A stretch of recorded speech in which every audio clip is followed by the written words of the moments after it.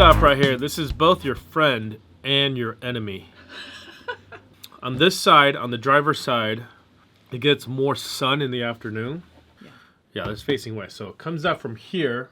This side faces east, so you think this will get sun in the morning, but actually it's blocked by the house for the most part. So we'll get it like early afternoon, late morning. You'll get some sun here, but by the time it really gets warm, it's on the other side. So this side gets more. And we noticed that one of the panels was like really stiff. You kind of see like a little bulge coming out. Our concern was that if it got really hot, let's say it was like 90, 95 degrees, 100 degrees somewhere in the desert, then it could be a real problem. So I started kind of pressing up against the wall to see what section feels firm. And there's a couple sections next to it that wasn't firm at all, that kind of like flexes. So just by pushing it, not even really hard, it made these little micro crinkles on the side of the van. And the side of these Sprinters are notorious for being thinly walled. And the way that they're set up, it's a unibody, so all these ribs are like part of the body, and then the skins are attached on the top and the bottom, and in the middle it's kind of glued on, so they're allowed to flex a little bit. The glue moves. So you want to make sure that you just use this almost as just like a glue to fix the foam pieces that you stuff in there, the rigid foam piece you stuff in there in place, and not try to use it to fill large spaces. The less you use of this, the better. That said, we're on our 4th and 5th can, but we're going to try to use this really sparingly now. We pulled out a lot in areas that we thought was really full, so hopefully that'll be enough. And we also have cut. The thing that you don't want is you don't want this stuff to bond the foam to the body and the skin, and that's what prevents any kind of like movement. If it were to expand, you want it to kind of expand away from the wall, away from the body, like towards the inside. So if you cut around it, then it gives it the ability to do that. Let's hope we haven't done too much. And I think a lot of the horror stories that you hear about of people's like side of the van deforming from using spray foam, they're generally using spray foam to spray the entire van. So they'll use like a contractor with a big tank and the machine. They kind of spray the whole thing, and then in really hot weather they get deformities. We're trying to avoid that. I don't know. Nobody notices except for me. Still bothers me. But I did buy these little tips that you can get. It's for paintless dent removal. The people that come around like take out dents in your car in the parking lot. I got these little tools. It's like $9. I'm gonna, while I can still get behind it, I'm gonna try to like knock out those little dents. So you're not gonna seal up that area until you get that tool? I'll get the tool tomorrow or Saturday. So. Oh, okay. I'm gonna give it a try. I'm trying to not inflict more damage. That's how it happened. You saw a little thing and you pushed on it again and it caused more damage. So we're like, let's stop touching it. I've never had sheet metal that was that susceptible to like little micro dimples. High quality, Dan. Continue working. We've been doing this installation for so long now. Seems like this whole week is what we've been doing. But we want to do it right, so it takes time to do that. All right, back to it.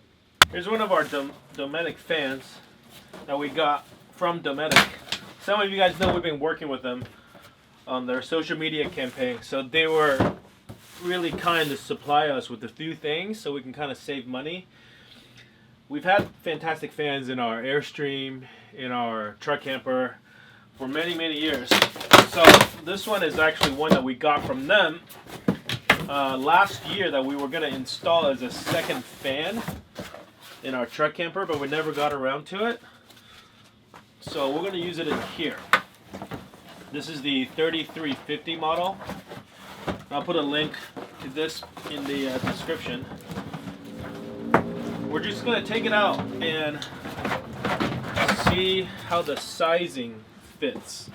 Yeah, so this is what's going to go inside. We'll probably have to, do I have to cut that, or we're just going to, so it'll sit on the roof like this. It's pretty fat. I'm guessing we're going to want to trim this plastic down a little bit. Yeah. The hole's going to be this dimension.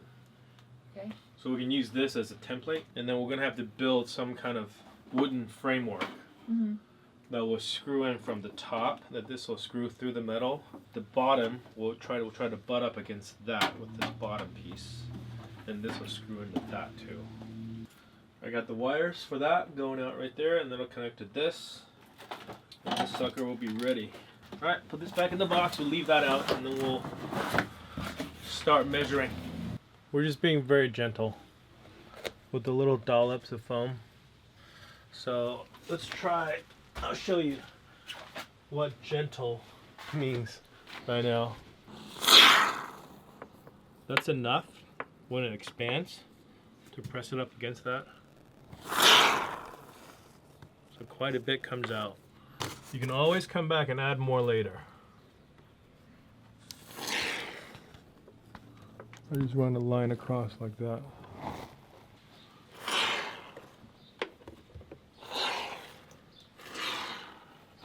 Another key we learned too is don't try to put the foam behind the back of this rigid foam. That's when it starts to expand and push out. Put it in front of it so it'll wedge this rigid foam evenly up against the metal walls. Alright, finally we're closer than ever to being done with insulation. We still have a big piece left, but the only thing left we have is whatever the windows we'll need. Once we get the windows put in, we're getting a window that's 300 millimeters tall by 700 millimeters wide. That's roughly like 12 by 27, 12 inch tall, 27 inches wide on both sides. So we got to figure out when they get here exactly. They're shipping today, we should get them on Monday. And then we insulated we marked the space we're going to cut out for the fans, and then we put insulation next to it. So once the fans go in, we'll figure out how much space we have on these edges and then insulate that. We're not going to insulate these channels like some people do, because we are going to lay a big piece of Reflectix all the way across underneath all this insulation foam, and then stick that underneath in between the headliner and this insulation, so we should be good. It still already feels pretty good in here. The little amount of foam that we sprayed in here, we're going to let it dry and see how everything fits. See if we need more, and if we need more, squirt more in. We ordered these Weathertech window deflectors that's supposed to be just a snap-in installation without glue. They're supposed to be similar to the factory Mercedes ones, but a good bit cheaper. Some people have issues fitting them. Others say that you just have to work them in once you roll the windows up and down and let it sit in there for a few hours, and they'll kind of form to the shape. Huge box for these two boomerangs. Comes in a pair. These are like $70 for the pair, depending on where you buy them. Made in Germany. German engineering. So this goes in, and you're supposed to, I think, bend this down.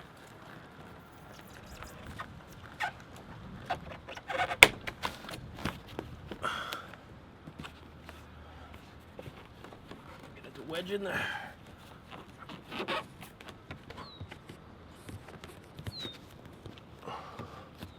That's it. This is supposed to, the fit is supposed to get better over time. I think you're supposed to like try to roll the window up halfway. Hey, this part's sticking out. Is it supposed to stick out?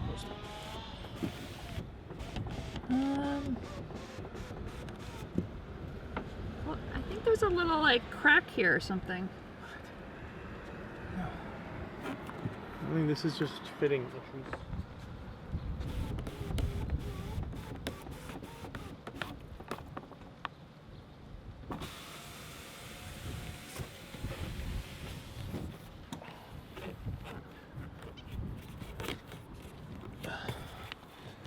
I don't know if you're supposed to leave it open or closed.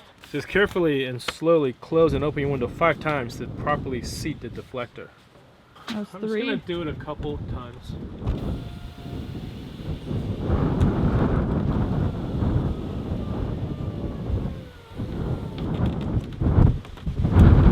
I'll leave it in there like that for now.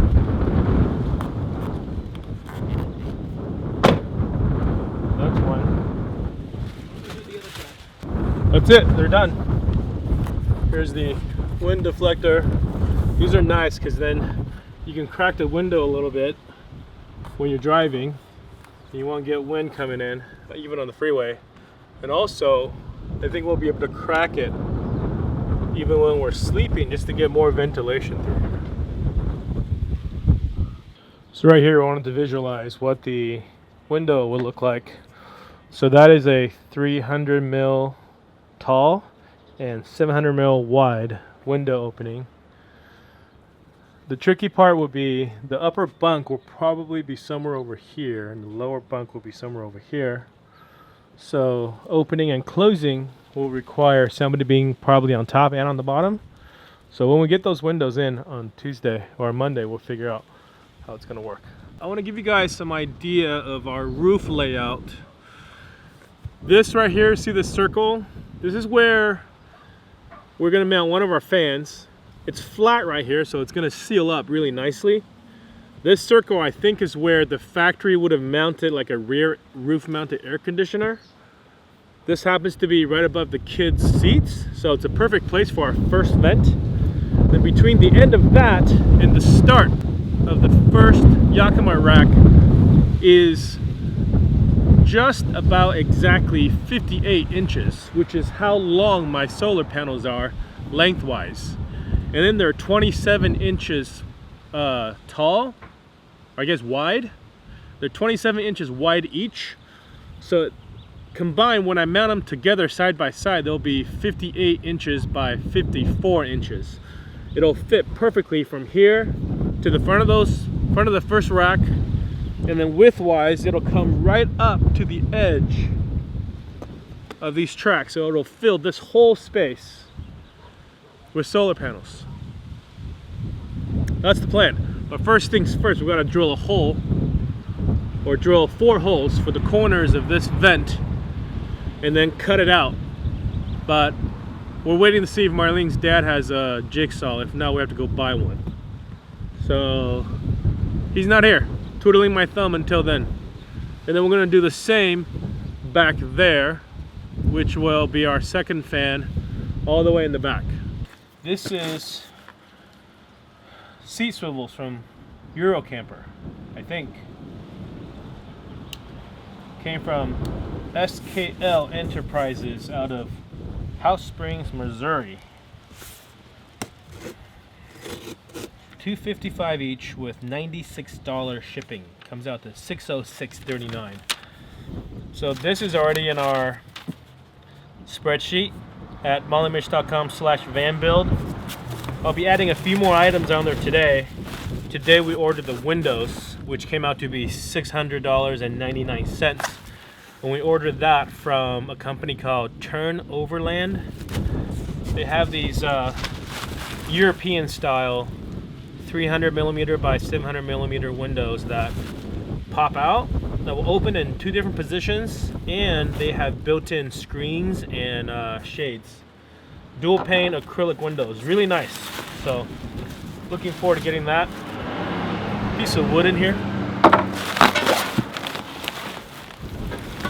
Oh man, these are heavy duty. Ugh. That probably weighs like 60 pounds. So these look to just install fairly straightforward with bolts, but there's been reports of the holes not lining up perfectly, so let's hope we don't have that problem. There's a seatbelt sensor underneath the seat that everybody's very worried about, because once you trip the sensor, showing that the seatbelt sensor is not working, you get a light in your dash apparently. That can be annoying. Alright, so that's the back. So I'm doing my best to not trip any of those sensors. By the way, this is a 7/16 socket. It looks like a little star. The tricky part is the swivel is really heavy, and so is the seat. So Marlene's not going to be able to carry either one. I'm going to have to figure out how to hold both of these up by myself. Alright, let's try to get this thing installed. Okay, so the hardware you get, I don't know if this is a mistake or not. They gave me 3 of these, 1 of these, and 1 of these. And then on top of that, a nut. See if I can figure this out. Alright, so this bottom plate is going on pretty well, and I've never had to use my biggest Allen key ever in the world. I never thought I would have to use it, but this is what is required. Massive Allen key. I know why now. There's different kinds of bolts. So this one goes here, these 3 go there, and the key is to turn the swivel 45 degrees so you can get access to the top of these bolts. And then this one has a countersunk hole, so that's why you have a different hole here. I'm guessing is because it won't clearance issues, but we'll see. That takes a different Allen key. So tighten this down. I'm going to plug the seatbelt sensor back on, and then put the seat back on, and then hope that the seatbelt light doesn't go on. Done! That wasn't too bad.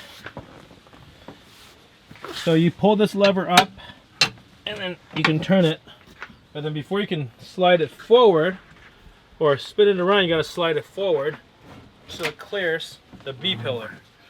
And then you can spin it all the way around like this. You got a swivel seat. And to spin it back,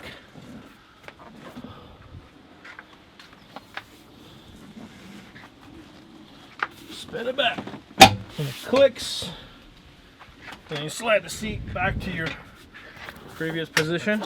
And you're good. Seatbelt still works. It adds a good 2 inches. You can see the mechanism down below. There's these little wheels that help support it and also helps it swivel when you're swiveling. And there's a seatbelt sensor still attached. I actually had to unclip it and I re-clipped it, and hopefully that doesn't trip any trip any lights in the dash. And I didn't have to use this hardware, which I think in the past, maybe in other models, older models of Sprinter, they would have had the seatbelt attached somewhere here and would have to be relocated to that, and that's what you would use. But since our seatbelt's attached right there, you don't actually have to use this, I don't think. But I don't know. I'm gonna hang on to this just in case. If anybody knows what this is for, I'm guessing it's for that. But if you know what this is for and if I should use it, let me know in the comments. Alright, so I got the driver's seat one installed now too. I think the trick, at least for me anyways, there's this adjustment to clear the e-brake. A lot of people have issues clearing the e-brake. I'm in park, so I'm gonna drop the e-brake. There's this lever on this, on the left side here. You can pump the seat up. See how the seat's going up?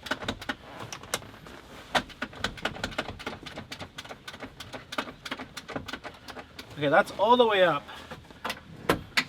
This is how it was before. This is like comically high. So I can lower it by pushing down. But if I lower it, you see this plastic piece now will get in the way of the e-brake when I try to swivel. So if I bring it up and then I tilt the seat forward a bit and then try to swivel,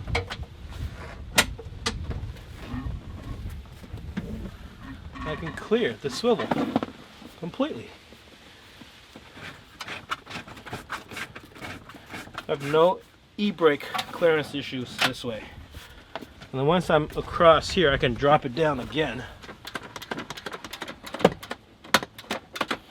Not too much though. You see how this is starting to interfere with the Ebrake. See this plastic trim piece? A lot of people have to cut this, or they got to adjust the position of the Ebrake. But because I have this up and down adjustment, as long as I have it in the high position, I can swivel this seat around, no problem. No clearance issues. That's a win for today. Both swivels are installed. I didn't have to use the little bracket. I didn't have to relocate the seat belts or anything. Just 4 bolts on each seat comes out. Insert the swivel in between. 4 bolts from Eurocamper goes back in, and then the factory bolts go on top of the swivels.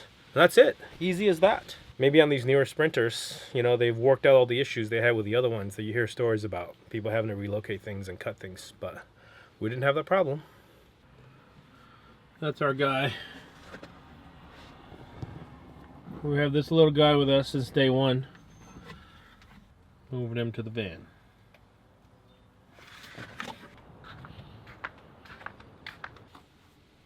There we go. Now it's official. Mini Mish, aka truck camper F250. Yeah, I know this has been sold, but we still have been keeping it in our possession for the last week or so. Our friends who bought this are coming tomorrow to pick it up. In fact, they're flying into LAX. That's the Los Angeles airport, for those of you not in the know. We got to pick them up tomorrow morning at 6:30. So we're getting all this ready for them. Tomorrow we walk them through everything, how all this stuff works. I'm assuming they're going to have stuff to put in here, but they're flying in, so they probably just have suitcases. I don't know if they're going to have like sleeping bags or blankets or anything like that. Yeah. But they can go to Walmart and pick up some sleeping bags, I guess, for the time being, because they're gonna go camp in this right away. Oh, yeah. They're going to Coachella. They got tickets to go to Coachella, which just happens to be this weekend, apparently. And they got a camping pass too. We're too old for Coachella. They won't let us in.